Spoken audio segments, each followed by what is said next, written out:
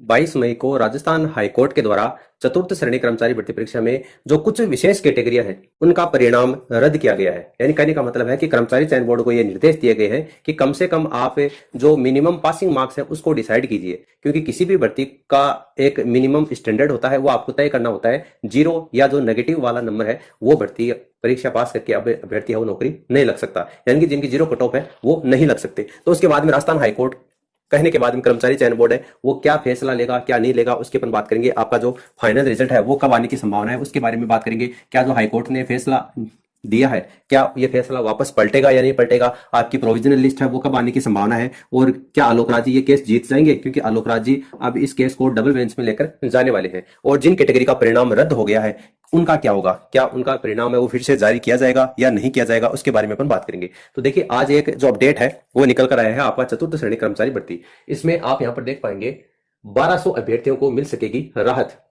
चतुर्थ श्रेणी कर्मचारी भर्ती हाईकोर्ट के आदेश को डबल बेंच में चुनौती देगा चयन बोर्ड। दरअसल ये 1200 अभ्यर्थी कौन है, ये 1200 अभ्यर्थी वो हैं जिनकी जो कट ऑफ है वो आपकी या तो जीरो गई थी या फिर आपकी माइनस में गई थी, यानी जो 10 गुना अभ्यर्थियों को पास किया गया था उनमें आपके ये 1200 अभ्यर्थी हैं। ठीक है, तो इनको राहत मिलेगी। राहत मिलने का मतलब यह है कि अब जो आलोक राज जी है वो डीबी यानी कि डबल बेंच में चुनौती देने वाले हैं जो हाईकोर्ट ने फैसला दिया है उस फैसले के खिलाफ में। तो यहां पर देखिए क्या होगा, जो हाईकोर्ट ने सिंगल बेंच में शून्य अंक वालों को चयन है वो निरस्त कर दिया था। और पिछले दिन मैंने आपको बताया था 22 मई की यह घटना है।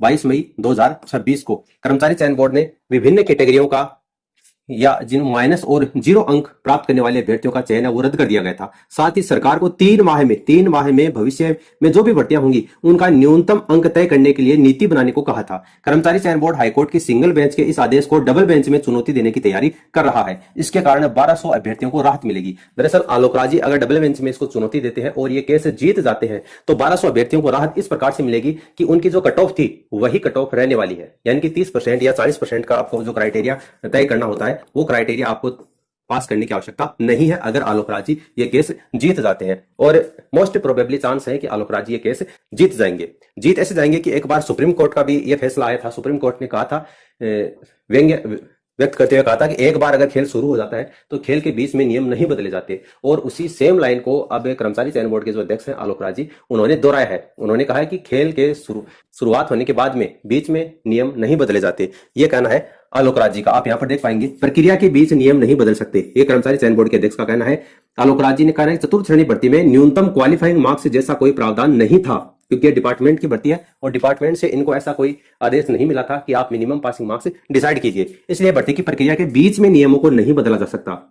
अगर बीच में नियमों को नहीं बदला जाएगा और आलोक राज ये केस जीत जाएंगे तो फिर आपका जो कट ऑफ पहले रही थी यानी जीरो नंबर वाली है वही कट ऑफ आपकी रहने वाली है। इस भर्ती का प्रारंभिक परिणाम विभाग से प्राप्त नियमों के अनुसार ही जारी किया गया है, यानी विभाग से इनको ये जो ऑर्डर मिले थे कि मिनिमम पासिंग मार्क्स है वो आपको डिसाइड नहीं करने हैं तो उसी प्रकार से इन्होंने डिसाइड नहीं किए हैं। हालांकि ये इनकी गलती है कि इन्होंने 10 गुना अभ्यर्थियों को पास कर दिया। कम से कम 2 गुना अभ्यर्थियों को या 3 गुना अभ्यर्थियों को ही पास करते तब आपका उनका मेडिकल है वो भी अब तक हो जाता और मेडिकल वालों जो कैंडिडेट है उनका परिणाम भी नॉर्मल कैंडिडेट के साथ में ही जारी कर दिया जाता।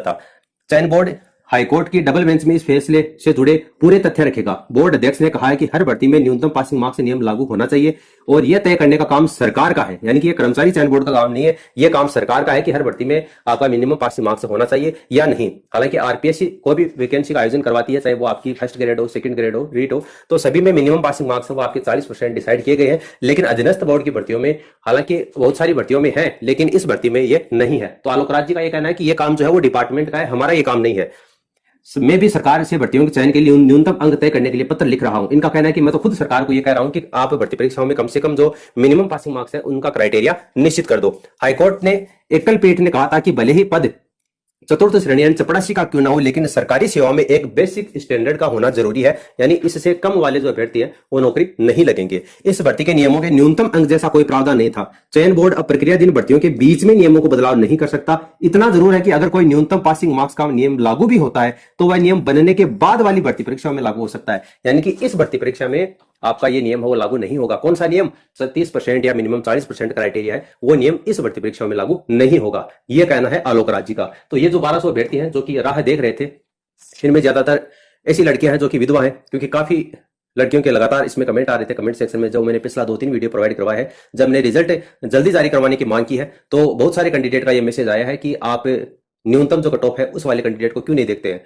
हमारे न्यूनतम अंक इसीलिए आए हैं क्योंकि हमें पढ़ने का टाइम नहीं मिलता है ना? तो जब नोटिफिकेशन में ये बात नहीं लिखी गई थी कि मिनिमम पासिंग मार्क्स होने चाहिए, तो फिर आप क्यों कर रहे हैं? देखिए, मैं नहीं कर रहा, हाईकोर्ट ने जो आदेश पारित किया था मैं उसके हिसाब से मैंने आपको बताया था। लेकिन आप टेंशन मत लीजिए, आलोक राज जी का भी ये कहना है कि खेल शुरू होने के बाद में बीच में नियम बदले नहीं जा सकते, और मुझे पूरी उम्मीद है कि आलोक राज जी है वो केस है ये आपका जीत जाएंगे। तो जो भी अभ्यर्थी जिनके मिनिमम पासिंग मार्क्स 0 या 5, 10 से 15, 20, 40, 50 नंबर आ रहे थे, वो सारे सेफ हैं। फिलहाल 99% वो सेफ हैं। 1% हो सकता है कि क्या पता आलोक राज जी हार जाए, लेकिन उसकी संभावना बहुत कम है। ठीक है, अब देखिए हम बात करते हैं कि जो आपका हाईकोर्ट का फैसला है, बिल्कुल ये हाईकोर्ट का फैसला है, ये बदलने वाला है। ये हाईकोर्ट का जो फैसला है वो बदलने वाला है। बदलने वाला ऐसा है कि आलोक राज जी डबल बेंच में इसको चुनौती देंगे और वो केस है वो जीत जाएंगे। तो फिर हाईकोर्ट ने कहा था कि मिनिमम पासिंग मार्क्स वाला आपका जो 0 नंबर वाली जिन्होंने आपको पास किया है, वो इनका फैसला है वो बदल जाएगा, और जिन कैटेगरी का परिणाम रद्द किया गया था उन कैटेगरी का परिणाम यथावत रखा जाएगा। ठीक है, उसके बाद में फाइनल रिजल्ट कब आ सकता है? तो देखिए, फाइनल रिजल्ट कब आपको बता दूं कि कर्मचारी चयन बोर्ड के पास में जो डॉक्यूमेंट्स वेरिफिकेशन की रिपोर्ट है वो पहुंच गई है। हालांकि सोशल मीडिया के ऊपर ये तमाम खबरें चलाई जा रही है, ये केवल और केवल रिजल्ट ना निकालने का बहाना है ना, और कुछ नहीं है। निदेशालय में मेरी बात हुई है, जो साथ वाले कुछ कैंडिडेट हैं वो भी जाकर भी आए हैं, खुद पता करके आए हैं ऑफलाइन जाकर के। ठीक है, तो उन्होंने ये कहा है कि हमने अपात्र अपात्र और जो प्रोविजनल कैटेगरी वालों की लिस्ट है वो अलग से कर्मचारी चयन बोर्ड के पास में भेज दी है। अब आलोक राज ने वो अभी तक देखा है नहीं देखा है वो उनके ऊपर डिपेंड करता है। तो 1-2 दिन में वो खुद ट्वीट करके ये बता देंगे कि हमारे पास में रिपोर्ट है वो पहुंच गई है, तो वो इतना बड़ा इश्यू नहीं है। ठीक है, अगर नहीं पहुंची है तो आप ये मान लीजिए कि 1 जून से पहले पहले वो आ जाएंगी। ठीक है, अब देखिए मैं आपको बताता हूँ प्रोविजनल लिस्ट। हाँ, फाइनल लिस्ट के मैं भी आपको बताऊंगा, उससे पहले आप देख लीजिए प्रोविजनल लिस्ट का क्या मामला है। जो भी कैंडिडेट जिनके डॉक्यूमेंट्स में किसी प्रकार की कमी पाई गई है, अब उन डॉक्यूमेंट्स को प्रोविजनल लिस्ट में रखा गया है। ये स्कूल शिक्षा विभाग ने ही रख दिया है। तो जो लिस्ट प्रोविजनल लिस्ट है वो कर्मचारी चयन बोर्ड के पास में आएगी, तो वो लिस्ट है उसको जारी करेगा, और जिन भी अभ्यर्थियों का उसमें नाम होगा उसको 7 से लेकर 15 दिन का समय दिया जाएगा। 15 दिन का आप मानकर चलिए कि 15 दिन के अंदर अंदर जो प्रोविजन लिस्ट में जो भी कैंडिडेट होंगे, यानी जिनके डॉक्यूमेंट्स में अगर किसी भी प्रकार की कमी है, तो वो कमी उनको सुधारनी पड़ेगी, और उसके बाद में इन प्रोविजनल लिस्ट वालों को मुख्य लिस्ट में शामिल करके और बाद में सभी का परिणाम है वो साथ में जारी किया जाएगा। ठीक है, तो 15 दिन आप ये मानकर चलो कि जैसे 5-7 जून तक या 10 जून तक अगर प्रोविजनल लिस्ट है वो जारी कर दी जाती है, 10 जून आप मानकर चलो, 10-11 जून तक प्रोविजनल लिस्ट है वो जारी कर दी जाएगी, तो उसके बाद में 15 दिन का समय दिया जाएगा। तो आप 25 जून तक मानकर चलो, 25 जून तक आपका ये प्रोविजनल लिस्ट है उसका क्लियर होने का अनुमान है, मैं आपको ये बता रहा हूं। अगर आगे कोई और अपडेट आएगा तो वो सूचना आपको प्रोवाइड करवा दी जाएगी। तो जून के महीने में आपका प्रोविजनल वाले जो मामले हैं वो क्लियर होने का काम होगा। अब ऐसा भी नहीं है कि प्रोविजनल लिस्ट जैसे ही डेट पूरी हुई और उसके दूसरे दिन तुरंत रिजल्ट है वो निकाल देंगे, ऐसा भी होने की संभावना बहुत ही ज्यादा कम है। ठीक है, जुलाई में निकल जाए वही बहुत बड़ी बात है। इसलिए मैंने आपको पहले कहा था कि जो फाइनल रिजल्ट है वो आप मानकर चलिए कि जुलाई, और जुलाई भी मैंने अंतिम बताया था, और अगस्त का स्टार्टिंग। अब बहुत सारे स्टूडेंट तो इसमें लड़ने लग जाते हैं कि आपने जुलाई और अगस्त 2 महीने बता दिए। अरे, जुलाई का अंतिम का मतलब है कि 15 जुलाई के बाद में और 15 अगस्त से पहले का, कहने का मतलब महीना एक ही बताया, यहाँ पर 2 लिखे गए हैं, तो आपको इतना ज्यादा टेंशन लेने की आवश्यकता नहीं है। फिर क्या केस जीत जाएंगे? बिल्कुल 99% संभावना है कि आलोक राज जी ये जो केस है वो जीत जाएंगे, और जो मिनिमम पासिंग मार्क्स है वो डिसाइड होने से बच जाएंगे। परिणाम रद्द होने वालों का क्या होगा? बिल्कुल आपकी जो कट ऑफ है वो वही रहने वाली है जो आपकी पहले थी। और पहले कौन सी थी आपकी? हाईकोर्ट ने ये कहा था कि 0.00030 ही होता है।